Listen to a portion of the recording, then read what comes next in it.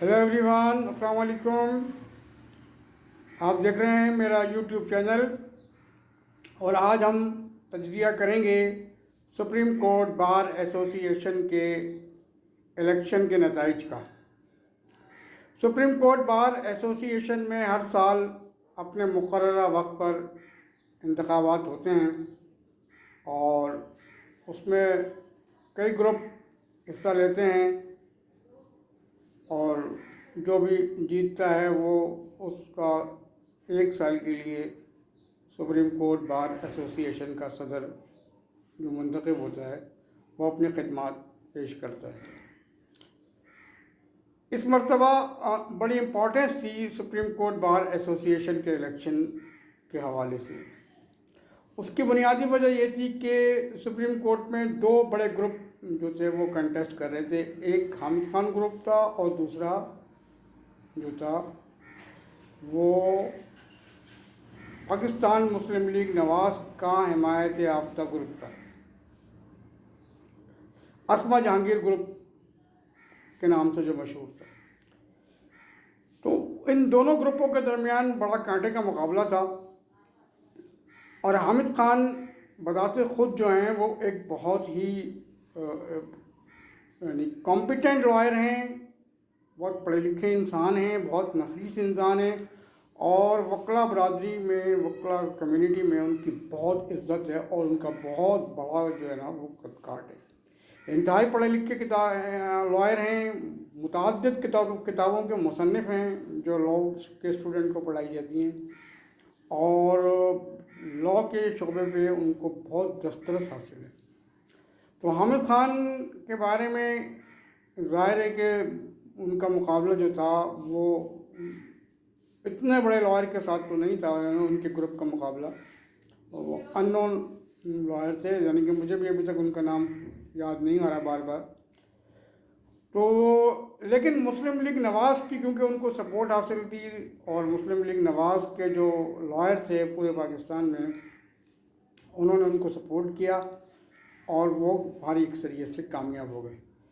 ہم یہ دیکھیں گے کہ مسلم لیگ نون، نواز شریف نے تو بنیادی طور پر بھی کوئی کمپین ہی نہیں چلائی تھی، نہ کہیں باہر میں گئے تھے، نہ انہوں نے وکلا کی میٹنگ کی تھی، نہ انہوں نے کہا تھا کہ ان کو سپورٹ کریں۔ بس ایک بنیادی طور پر وہ مسلم لیگ نون کے ساتھ وہ وابستہ تھے وکلا، اور انہوں نے الیکشن لڑا، اور لوگوں کو جب یہ پتہ چلا یہ مسلم لیگ نون کے حمایت یافتہ ہیں تو انہوں نے ووٹ کیا اور وہ جیت گئے۔ لیکن پی ٹی آئی کے تو ظاہر ہے کہ یہ تمام کے تمام جو گروپ تھا حامد خان والا، یہ تو پی ٹی آئی کا نامنیٹ گروپ تھا، اور ظاہر ہے حامد خان خود بھی پی ٹی آئی کے عہدیدار ہیں۔ لیکن حامد خان کی کمپیٹنسی پر تو کوئی بات کی نہیں جا سکتی، اور ان کی جو قابلیت ہے، ان کا جو کیریکٹر ہے، رول آف لاء کے لیے جو ان کی خدمات ہیں وہ اپنی جگہ بالکل مستحکم ہے۔ لیکن وہ بنیادی طور پر وہ ہارے جو ہیں وہ پی ٹی آئی کی ٹیگ کی وجہ سے۔ اگر وہ انڈیپینڈنٹ الیکشن لڑتے تو شاید وہ یہ الیکشن بھی نہ ہارتے۔ یہ میرا اپنا تجزیہ ہے، ہو سکتا ہے غلط بھی ہو، لیکن حامد خان کا جو ہارنے کی بنیادی وجہ بنی وہ پی ٹی آئی کا ٹیگ لگا، اور یہ بات بھی طے ہو گئی کہ وہ عمران خان کی جو پاپولیرٹی کے جو نعرے بلند کیے جا رہے تھے وہ سب جو ہیں وہ زمیں بوس ہو چکے۔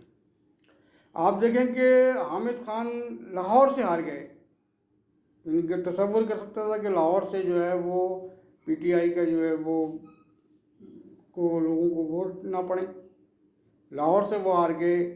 اسی طرح بنوں سے ہار گئے، خیبر پختونخوا کی مختلف باروں سے ان کا جو ہے وہ ہار ان کو ملی۔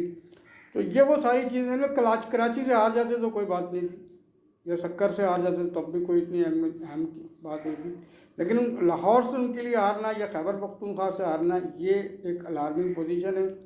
اور حامد خان اگر بنیادی طور پر انڈیپینڈنٹ الیکشن لڑتے تو ہو سکتا ہے وہ جیت بھی جاتے، اس میں کوئی شک نہیں۔ حامد خان کا بہت بڑا کٹ ہے، لیکن ان کو ہروانے میں پی ٹی آئی کے ٹیگ نے بڑا کام دکھایا۔ ان کے اوپر جو پی ٹی آئی کا ٹیگ لگا لوگوں نے ان کو ووٹ ہی نہیں کیا۔ اس میں نواز شریف کی واپسی کا بھی اہم عنصر شامل ہیں، اور ظاہر سپریم کورٹ کے جو وکلا ہوتے ہیں انتہائی پڑھے لکھے لوگ ہوتے ہیں، بڑے پختہ سوچ کے حامل ہوتے ہیں، ملک کی صورتحال پہ ان کی گہری نظر ہوتی ہے، اور وہ بڑے سوچ سمجھ کے فیصلہ کرتے ہیں.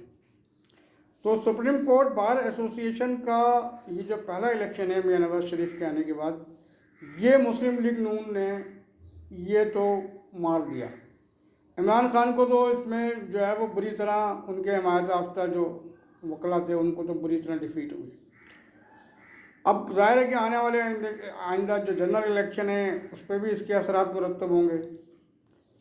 اس الیکشن میں حامد خان گروپ کی ناکامی کے اسباب جہاں سیاسی تھے، وہاں وکلا ان کے گروپ سے ناراض اس لیے بھی ہوئے کہ پی ٹی آئی کا جو گروپ تھا وہ بندیال کے زمانے میں انہوں نے سپریم کورٹ پر قبضہ کیا ہوا تھا اور صرف انہی کی چلتی تھی، اور تمام وکیل جو تھے بیچارے وہ صرف شکل دیکھتے رہتے تھے، یا ان کا کسی قسم کا کوئی کام جو ہے وہ سپریم کورٹ میں نہیں ہوتا تھا، جس سے وہ بڑے پریشان تھے اور بڑے عاجز تھے.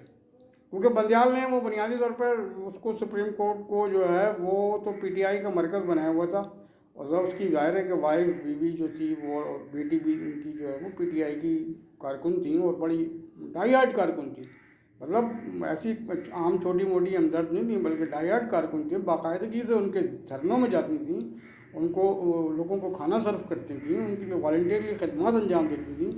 اور بندیال صاحب جو تھے وہ بالکل اپنی بیٹی کے اور اپنی بیوی کی قید میں تھے، اور انہوں نے پی ٹی آئی کے لوگوں کے لیے کھلم کھلا جو ہے وہ مطلب ایسے قوانین کی خلاف ورزی کی ہے جس کو اگر مطلب اب وہ چلے گئے ہیں خیر، لیکن اگر اس کو کھولا جائے تو مطلب ان کے لیے بڑا مشکل ہوگا جواب دینا.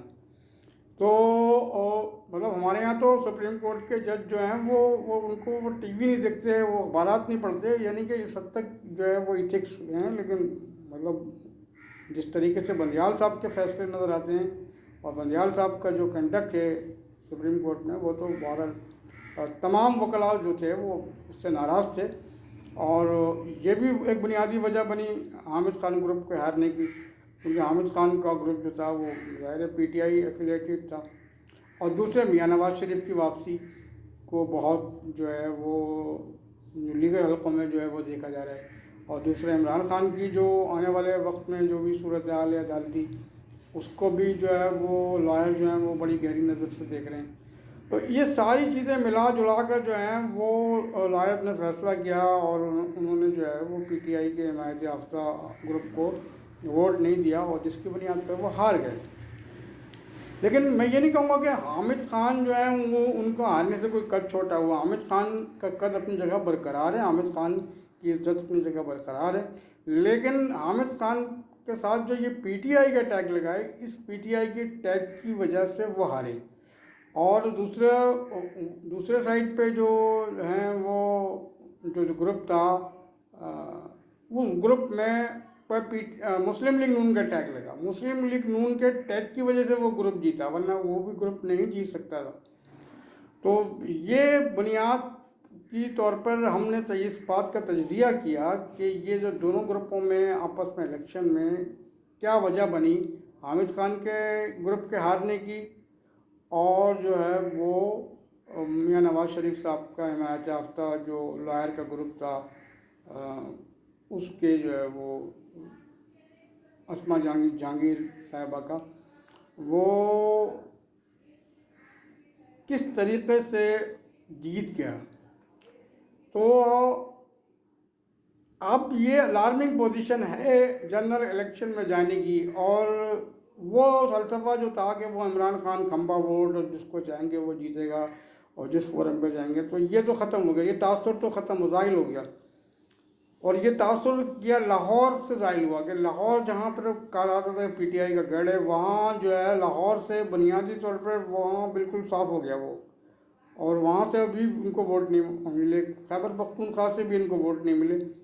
تو یہ وہ کہتے ہیں نا کہ چاول کا ایک دانہ دیکھا جاتا ہے. تو الیکشن سے پہلے اس صورتحال نے کافی چیزیں تبدیل کر دی ہیں، اور اس رزلٹ کے آنے کے بعد مسلم لیگ نون کی جو ہے وہ اخلاقی برتری جو ہے وہ آگے آ گئی ہے. اور انشاءاللہ دیکھتے ہیں کہ اب آئندہ الیکشن میں کیا رزلٹس آتے ہیں. لیکن ایک بات تو طے ہو گئی کہ وکلا جو ہیں وہ جو بھی فیصلہ کرتے ہیں بہت سوچ سمجھ کے کرتے ہیں، بڑے دھیمے مزاج کے لوگ ہوتے ہیں، پڑھے لکھے لوگ ہوتے ہیں. ان کے فیصلے کو جذباتی فیصلہ نہیں کہا جا سکتا. انہوں نے یہ جو بھی فیصلہ کیا اور پی ٹی آئی کا محافظہ گروپ کو ووٹ نہیں کیا، تو اس سے اندازہ لگایا جا سکتا ہے کہ ملک میں سیاسی صورتحال کس حد تک تبدیل ہو رہی ہے۔ بہت شکریہ، بہت نوازش، اپنا خیال رکھیے گا۔ جرنلسٹ شاہد عباس کو اجازت۔